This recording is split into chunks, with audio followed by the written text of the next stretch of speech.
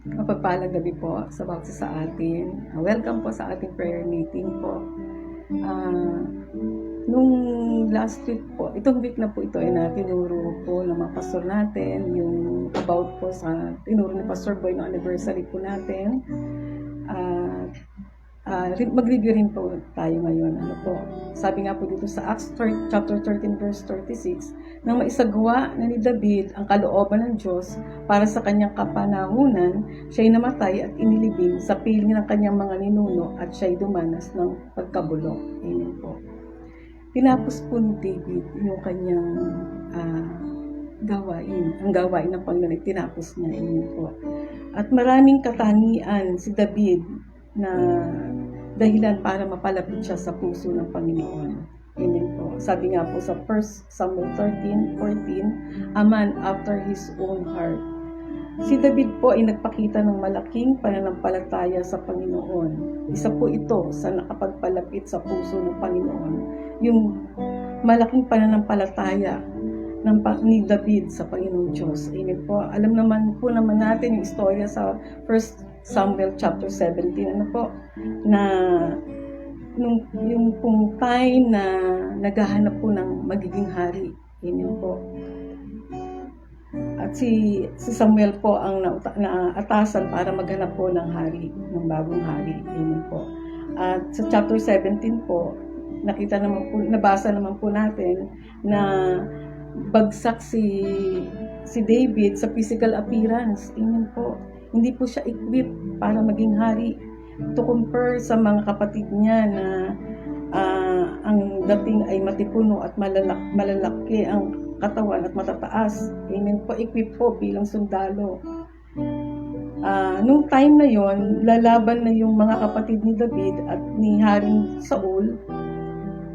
Umurong sila. Bakit po? Kasi sobrang natakot po sila kay Goliath dahil napakalaki po ni Goliath. At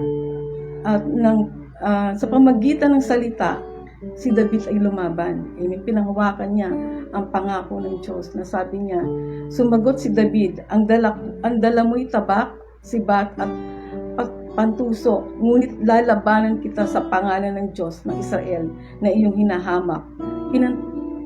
Ang nangyari po, pinagtanggol at pinaglaban ni David ang buong bansang Israel sa pamagitan ng kanyang mataas sa pananampalataya sa Panginoon Diyos. Amen po.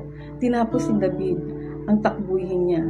Gaya ni Pablo, sabi nga po dito sa 1 Timothy chapter 4 verse 7, I have fought the good fight, I have finished the race, I have kept the faith. Amen po.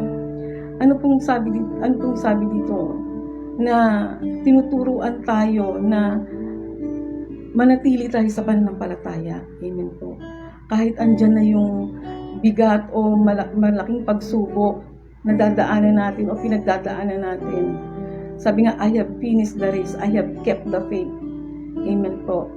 Sabi nga po dito sa Mark 11:23, tandaan ninyo ito kung sa sabihin sa bundok na ito, amen po, umalis ka dyan, tumalong ka, makapangyayari ang bawat salitang sinabi mo. Amen po. Sabihin mo, itinuro nga po ni Pastor Boy, sabihin mo, amen po, gawin mo, amen po. Yung pananampalataya na kahit nandyan na yung laki ng problema, andyan na yung laki ng kaaway, na akala mo na matatalo ka, hindi. Sabihin mo, amen po. Tapos na tayo sa, kamusta ka na? Ito, nakakasurvive pa. Tapos na po tayo dun. Level up na po tayo, mga tigarema. Amen po. Dahil po sa pag-aaral, pakikinig ng salita ng Diyos, sabi nga po dito sa Mark 11, tandaan ninyo, ito kung kayo nananampalataya sa Diyos at hindi kayo nag-aalinlangan, maaari ninyo sabihin sa bundok na ito, umalis ka riyan at tumalon ka sa dagat at ito nga ay mangyayari. Kahit sinasabi ko sa inyo, anuman ang hingin ninyo sa inyong panalangin, maniwala kayong natanggap na ninyo iyon at matatanggap na ninyo iyon. Amen po. At kapag kayo'y tumayo upang manalangin, patawarin muna ninyo ang nagkasala sa inyo, upang inyong mga kasalanan ipatawarin din ng inyong Ama na sa langit. Amen po. Ngunit kung hindi kayo magpapatawad, Hindi rin naman kayo patatawarin ng inyong amang nasa langit. Amen po.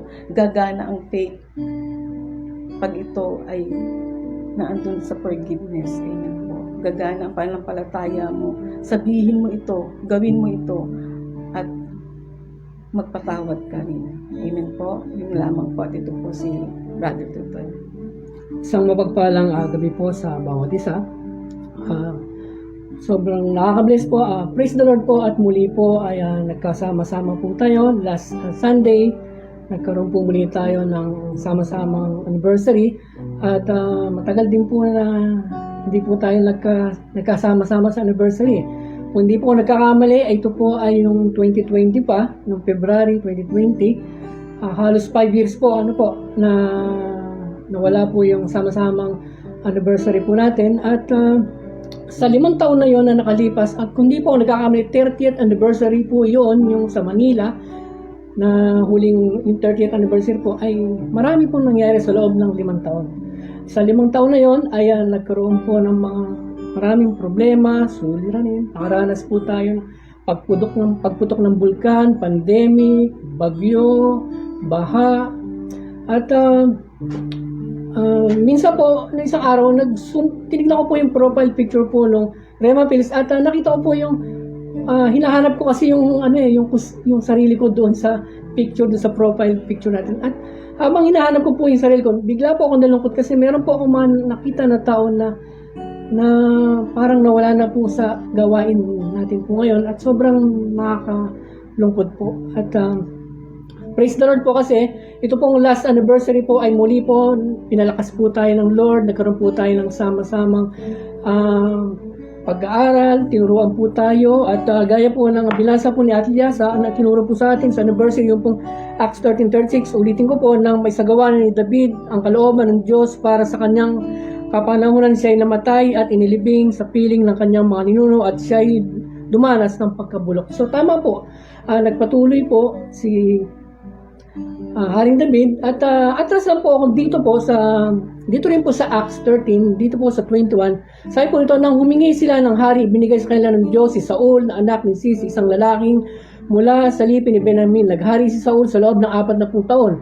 At nang siya ay alisin ng Diyos, si David naman ang pinili ng Diyos upang maghari sa kanila. Sinabi ng Diyos tungkol sa kanya, si David na anak ni Jesse ay isang lalaking aking kinalulugdan na handang sumunod sa lahat ng nais ko. Ito po ang binasa natin, dalawang klase po ng hari ang binanggit po ito. Isa po ay ang hindi po nakapagpatuloy, at ang isa po ay nagpatuloy sa ministry hanggang sa kanyang pagkamatay. So, alamin lang po natin bakit po ba si Saul ay hindi po nakapagpatuloy. Tingnan po natin dito sa 1 Samuel. At dito po ay mahaba po ito, pero may basahin lang po akong ilang verse dito. Alam naman na po natin yung nangyari, yung pong time ni Samuel, kung bakit siya nawala sa pagiging hari. At dito po sa 17, sinabi po ni Samuel,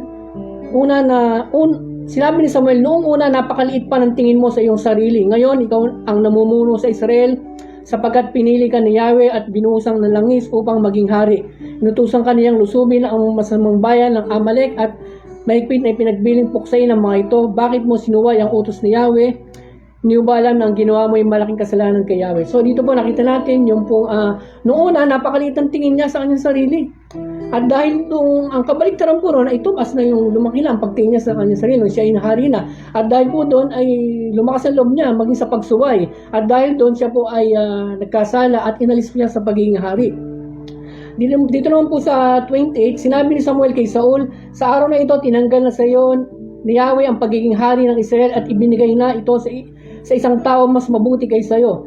Sa 29, ang maluwalhating Diyos ng Israel ay hindi nagsisinungaling at hindi nagbabago ng pag-isip, hindi siya tulad ng tao na napabago-bago ng isip. Sa 30, sumagot si Saul, nagkasala nga ako, ngunit sa pagkakataong ito, ipinakikiusap ko sa iyo na bigyan mo ako kahit kaunting karangalan sa harapan ng matatandang pinuno at ng buong bayang Israel. So dito po nakita po natin sa kabila ng kanyang kasalanan, hinangad niya pa yung karangalan na sa kabila ng siya ay nandun sa pagsuway at nagkasala. So nakita po natin na talagang hindi po naging okay yung pong attitude dito ni Haring Saul. At compare lang po natin kay Haring David. Si Haring David naman po ay dito po sa awit, dito po sa awit 51, At dito po sa 51, ang title po ay na panalangin ng paghingi ng kapatawaran.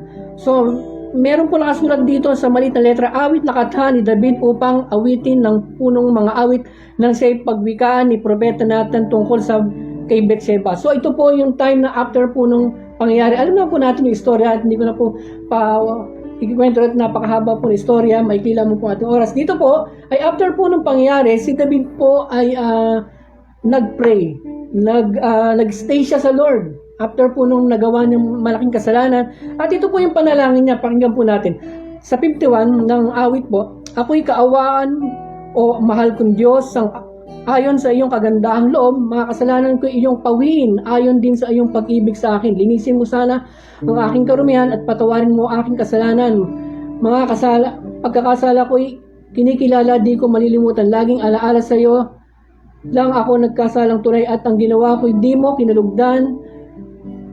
Ay makatuwiran ka na ako'y hatulan, marapat na ako'y iyong parusahan, ako'y masama na buhat ng isila, makasalanan ng ako'y iluwal. Nais ko sa akin isang pusong tapat, puspusin mo ako ng dunong mong wagas. Ako'y linisin sala, ako'y hugasan, at ako'y puputin ng lubos-lubusan. Sa galak at tuwa, ako'y pupuspusin, butong nanghihinay muling palakasin, ang kasalanan ko'y iyon ang limutin, lahat kong nagawang masamay pawin.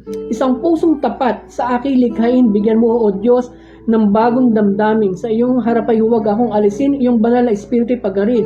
Ang galak na dulot na iyong pagliligtas, ibalik ako at gawin mong tapat. Kung magkagayon na, aking tuturuan sa iyo lumapit ang makasalanan. So, meron pa po itong kasulat, pinutol ko na po ito.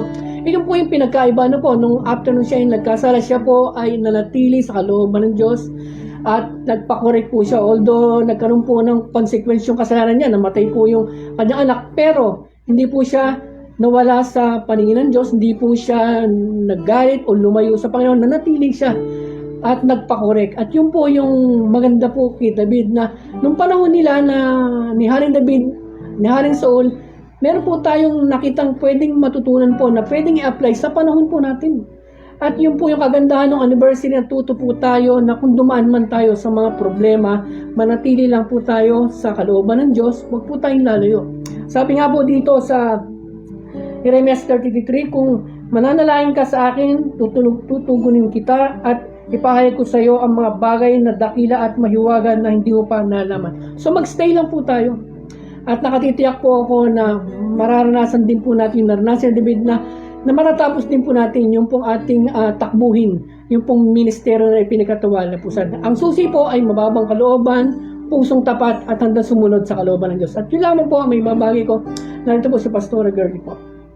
Isa pong mapagpalang gabi sa bawat isa po sa atin. Amen po. So, katapos lang po ng ating anniversary last Sunday, at alam ko po na lahat po tayo napalakas, napuspos, at napagpala. Amen po. So, ang ibabahay ko rin po ay yung tinuro po sa atin ng ating senior pastor, si Pastor Boy po, yung sa Acts 13:36. Hindi ko na po babasahin sa inyo dahil nabasa na po ng aking mga kasama. So, dito po sa Acts 13:36, ay dito po sinasabi na si Haring David ay natapos niya yung kalooban ng Panginoon. Natapos po niya yung pinapagawa ng Diyos. Amen po. Simula po siya nung tinawag ng Panginoon hanggang sa po siya mamatay, nagawa niya yung pinapagawa ng Diyos po sa kanya.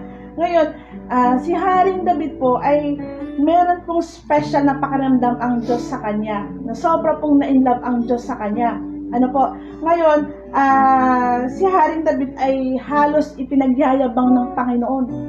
To the point po na talagang pinagmamalaki siya ng Panginoon. Ngayon, nasabi nga po ng Bible, kinonsider po siya na a man after God's own heart. Bakit po kaya? Kasi si David po, si Haring David ay lagi niyang hinahanap yung puso ng Panginoon. Amen po. Ngayon, sabi niya, a man after God's own heart. Nung si Haring David po, alam naman po natin ang naging journey po ni Haring David nung siya po ay bago naging hari, at nung siya po naging hari, ang dami niya po niyang pinagdaanan, halos po nagkamali siya, nagkasala. Pero ang pinakamaganda nga po dito ay nabanggitin po ni Brother Tutoy na sa kabila ng kanyang pagkakamali, sa kabila ng kanyang pagkakasala ay ipinaramdam pa rin niya sa Panginoon yung kanyang matinding pagmamahal. Kung mababasa po ninyo yung Book of Psalms, nandun in-express po ni Haring David yung nilalaman ng kanyang puso. Yung kanyang yung determination niya, yung devotion niya, halos doon po ipinaparamdam po niya sa Panginoon. Amen po. Ngayon, si Haring David po, meron po dito sa Psalms na isang panalangin ni Haring David na halos ang Diyos po ay nalugod sa kanya. Basahin ko po sa inyo dito po sa awit chapter 27 verse 4. Ito po sa NIV version. Sabi po niya dito, "One thing I ask from the Lord, this only do I seek, that I may dwell in the house of the Lord all the days of my life, to gaze on the beauty of the Lord and to seek Him in His temple." Ito po yung strong desire ni Haring David, yung mamalagi siya doon sa tahanan ng Diyos. Yung nandun siya na nagpupuri, sumasamba, nananalangin at inaalam po niya ang kalooban ng Panginoon. Amen po. Ito yung isa sa pinakamagandang karakter ni Haring David na sobrang na-inlove ang Diyos. Dahil sabi po dito sa Bible, every day, 3 times a day, sabi, nananalangin siya, inaalam niya ang kalooban ng Panginoon. Nandun na, alam niyo po, si Haring David po, siya po ay worshiper. Hindi siya tumitigil sa pakikipag-fellowship sa ating Ama. Hindi siya tumitigil na alamin yung guidance ng Panginoon sa buhay niya. At alam niyo po, ito yung isa sa naging sikreto ni Haring David. Ang sabi po niya doon, hindi siya tumigil sa paglilingkod. Hindi po siya pumapayag, hindi lumalagpas ng isang araw na hindi niya hinahanap ang Panginoon. Sa bawat isa po sa atin, kung maging ganito po ang attitude natin na kagaya ni Haring David, ay hindi po tayo mawawala sa paglilingkod. Halos nandun po na, kaya po na-inlove ang Diyos sa kanya dahil sa mahal na mahal ni Haring David yung gawain ng Diyos. Hindi niya pinabayaan, hindi niya isinantabi. Si Haring David po, ang priority niya ay yung relasyon niya sa Panginoon. Kaya sa bawat isa po sa atin, kung magiging ganito po yung attitude natin, na lagi pong uhaw ang ating puso sa Panginoon, hindi po tayo mawawala sa paglilingkod. Hindi po tayo titigil sa paglilingkod sa Panginoon. As long na malalim yung relasyon mo sa ating Panginoon, na lagi po tayong nakikipag-fellowship sa ating Diyos Ama, hindi po tayo mawawala sa paglilingkod. Amen po. Yun lang po. Tayo po ay mag-worship.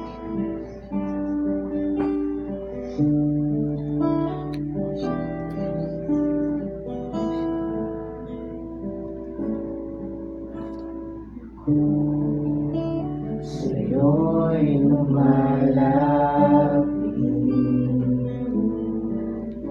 sa'yo, mahal namin Panginoon, nagpapasalamat sa iyong pag-iingat sa bawat araw ng aking buhay.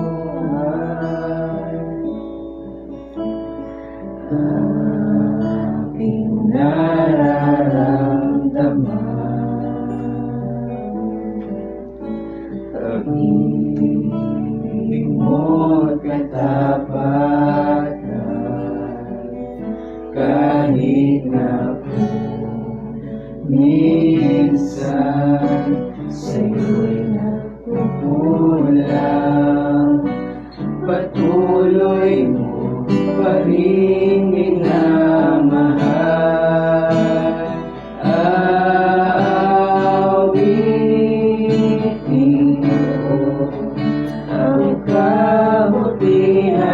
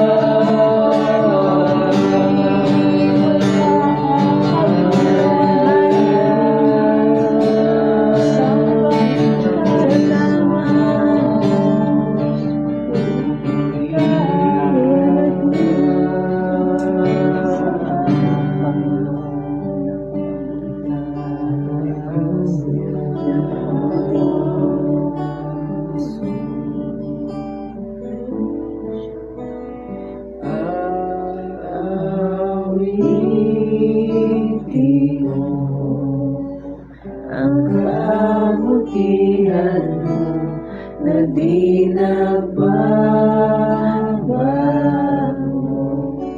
Mananatili ka kailanman dito sa puso ko. Panginoon, sa'yo lamang ako. Panginoon, sa'yo lamang ako. Panginoon, sa'yo lamang ako. Hallelujah, Lord. Ama, sa pangalan ng Panginoon Jesus, kami po ay nagpupuri, nagpapasalamat, O Lord God. Tunay na ang Diyos, Lord, na napakabuti mo sa bawat isa sa amin, O Lord God.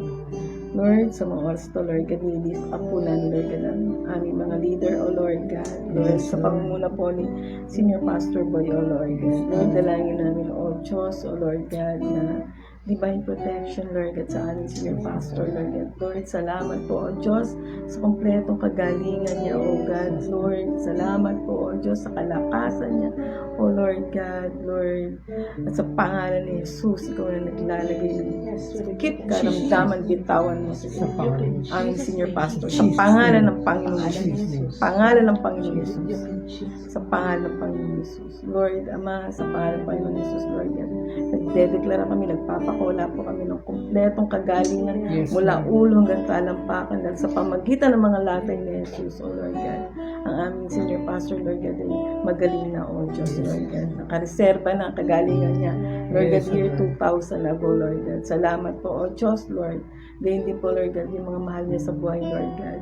Lord, dalangin po namin, Lord, ingatan mo rin po, O Diyos, ang mga mahal niya sa buhay niya nasa abroad, O Lord God. Lord, dalangin po namin, O Diyos, mangyari, Lord God, ang perpektong kalooban mo, plano mo, O Diyos, O Lord God. Lord, sa pinagkatiwala mo, O Diyos, sa ministeryo, Lord God, na pinagkatiwala mo kay Senior Pastor Boy, Lord God. Dalangin po namin, Lord God, Lord, na palawakin mo pa po, O Diyos, Lord God, ang ministeryo na pinagkatiwala mo sa kanya, Lord God. Lord, gain din po, O Diyos, sa bawat biyahe niya, Lord.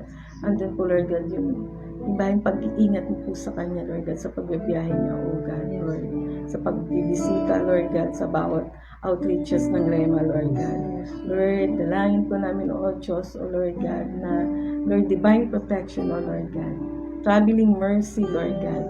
Lord, gain din po, O Diyos, sa aming mga district pastor, Lord God, dalangin po namin, O Diyos, na ingatan mo rin po sila maging, O Diyos, matupad, Lord God, yung plano mo, O Diyos, na 1,000 churches, Lord God, bawat district, O Lord God.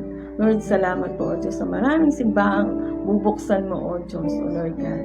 Salamat po, Lord God, sa mga, Lord, sa mga pangangailangan, Lord God, provision, Lord God, sa pagbubukas ng mga simbahan, O Lord God. Salamat po, O Diyos. Lord, dalangin po namin, Lord God, na equip mo pa rin po, Lord God, ang bawat isa, Lord God, sa mga district pastor namin, maging, Lord God, ang aming mga elder, Lord God, mga workers, O Lord God, mga pastor workers, Lord God. Lord, andun po yung pag-iingat mo sa bawat sa kanila, Lord God. Lord, salamat po, O Diyos, sa provision, Lord God, sa comfort, sa kalakasan ng bawat isa, Lord God. Lord, salamat po, O Diyos, O Lord God. Ngayon po nalalapit na camp, O Lord God. Salamat po, O Diyos.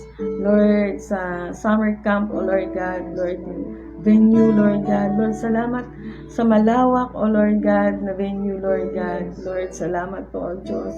Lord, sa magandang lugar, Lord God, na pagdadausan po ng summer camp, O Lord God. Salamat po, Lord God, sa 1,000, Lord God, na campers, O Lord God.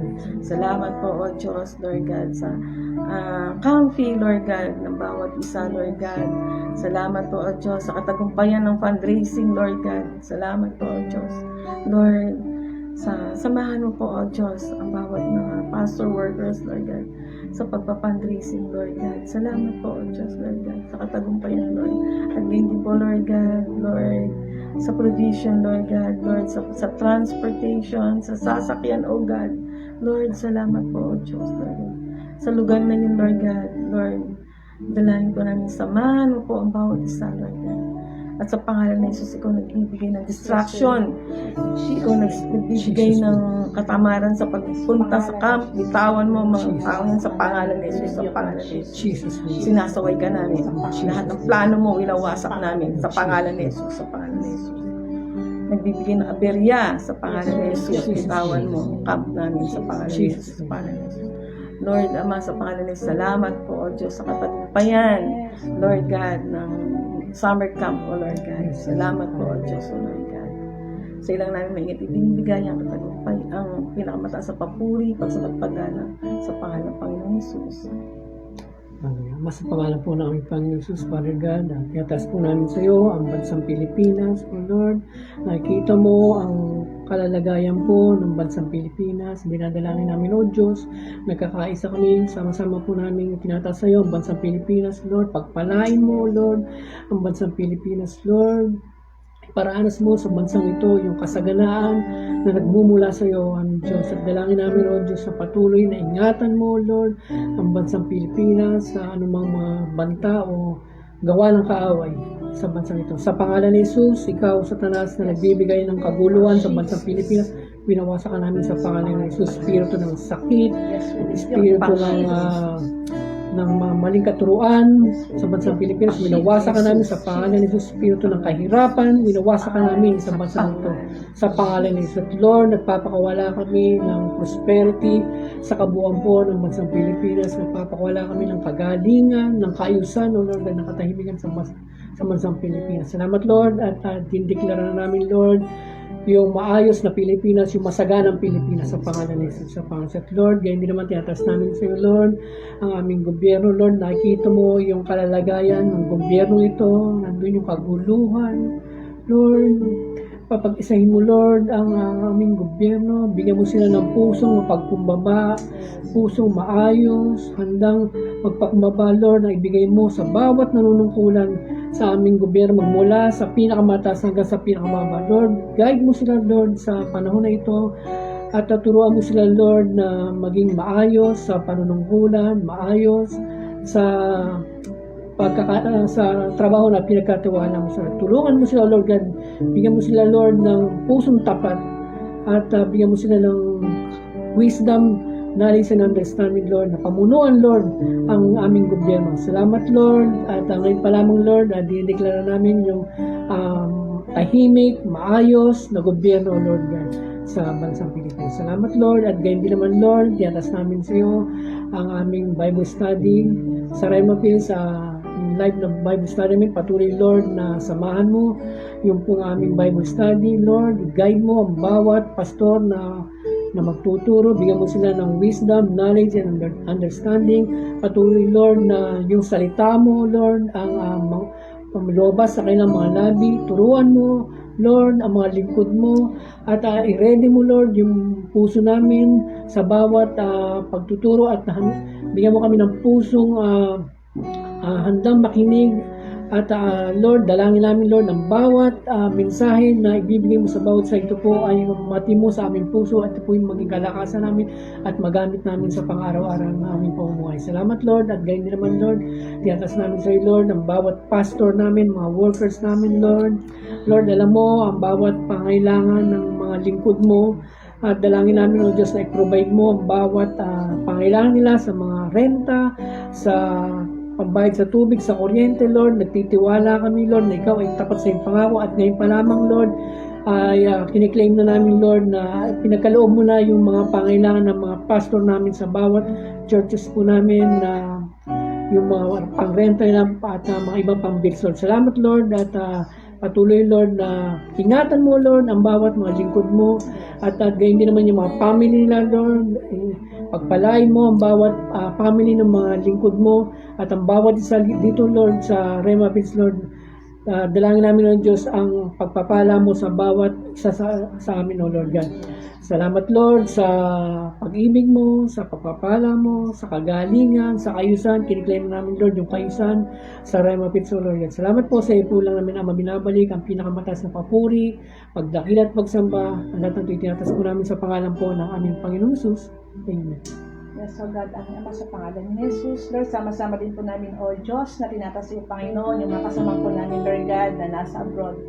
Panginoon, dalangin namin, O Diyos, na patuloy na ingatan mo sila, Panginoon, sa mga lugar sila naroon, O Diyos, yung divine protection mo, Panginoon, ang sumakanila, Panginoon, maging sa mga family, Panginoon, na iniwan nila dito sa Pilipinas, ingatan niyo rin po sila, Panginoon.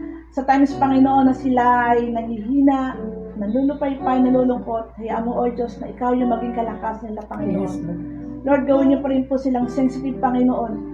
Kung ano yung purpose mo, Panginoon, kung bakit sila naroon sa mga lugar na kilalagyan nila, Panginoon. Gamitin mo sila mightily, Panginoon, yung makasama natin, Panginoon.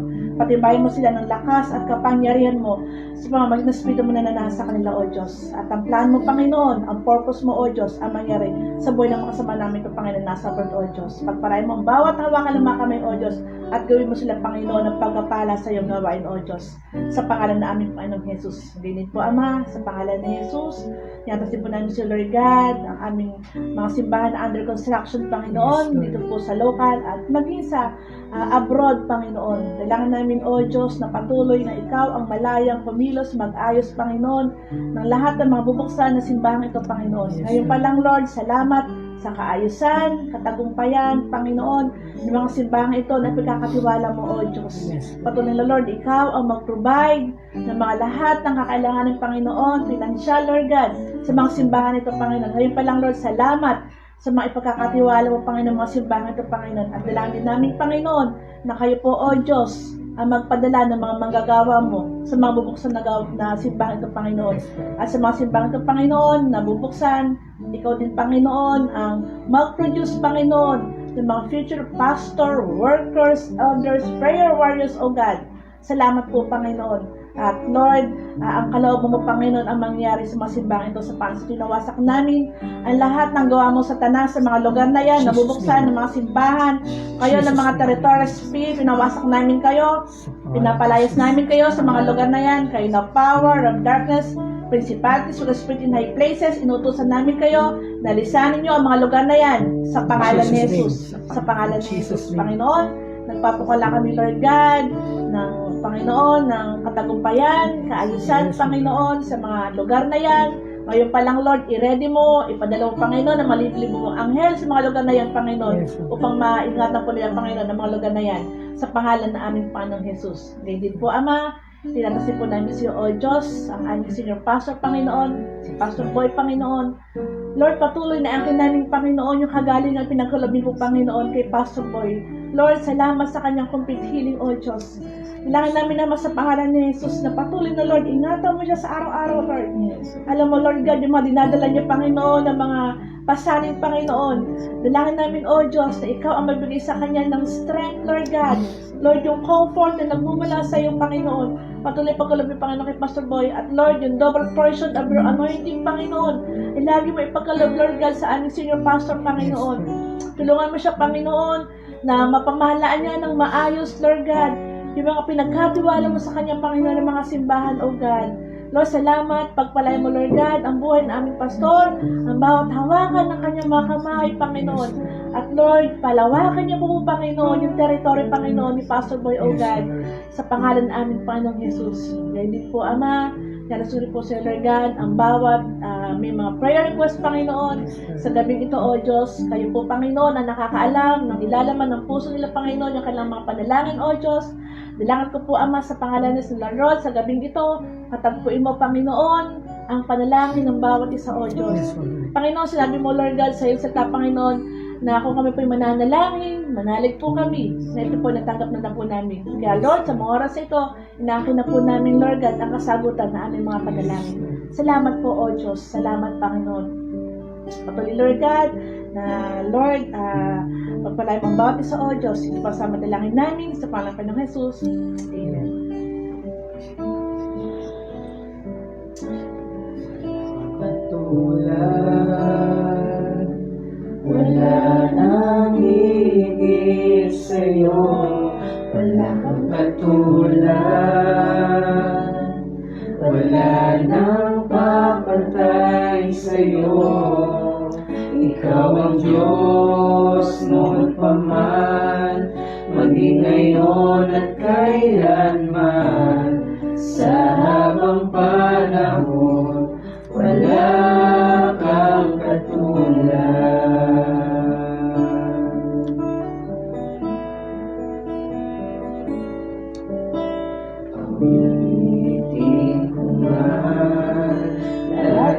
awit sa mundo. Di kayang ilarawan na kadakilaan mo. Kulang ang lahat ng tula o maging mga salita upang ihayag kadakilaan mo. Awitin ko man lahat ng awit sa mundo. Di kaya ilarawan na kadakilaan mo. Kulang ang lahat ng tula o maging mga salita upang ihayag kadakilaan mo. Napagkatulad, wala nang hindi sa'yo. Wala kang katulad, wala nang papatay sa'yo. Ikaw ang Diyos noon pa man, maging ngayon at kailanman. Sa habang panahon, wala kang katulad. Wala kang katulad, wala nang ibig sa'yo. Wala kang katulad, wala nang papantay sa'yo. Ikaw ang Diyos noon pa man, maging ngayon at kailanman. Sa habang panahon, wala kang katulad. Ikaw ang Diyos noon pa man, maging ngayon at kailanman. Sa habang panahon, wala kang katulad. Ikaw ang Diyos noon pa man, maging ngayon at kailanman. Sa habang panahon, wala kang katulad. Sa habang panahon, wala kang katulad. Sa habang panahon, wala kang katulad. Yes, oh God, salamat po Panginoon. Salamat Lord dahil ikaw ang Diyos noon, ngayon at magpakailanman. Kundi nga Lord na hindi ka nagbabago o Diyos. Salamat Lord dahil ikaw ay nanatiling tapat sa iyong mga pangako o God. Lord, salamat sa katagumpayan ng gawain na ito Panginoon sa gabi ito o Diyos. Salamat Lord God, patuloy Lord God na pinapasalamatan namin Lord God ang lahat ng mga nagpanilangan namin sa mga sa Panginoon ay linig mo na o Diyos. Salamat po Panginoon at ito po ay sinesilya po namin Panginoon ng banal na dugo ng Panginoon Jesus. Salamat po Ama, ibinabalik po namin sa iyo Panginoon ang pinakamataas na papuri, pagsamba at pagdakila sa pangalan ng Panginoon Jesus. Amen. Gabi po, God bless po. God bless po sa bawat isa.